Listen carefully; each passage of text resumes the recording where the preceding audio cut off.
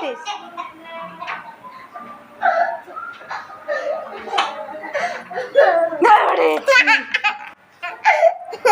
ধরেছি ধরেছি, এবার বেঁধে রেখে দেবো।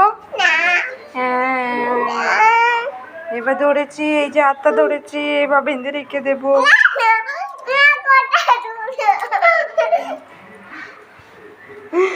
ধরেছি যখন তখন এই কেমন খেপা ফুটিস?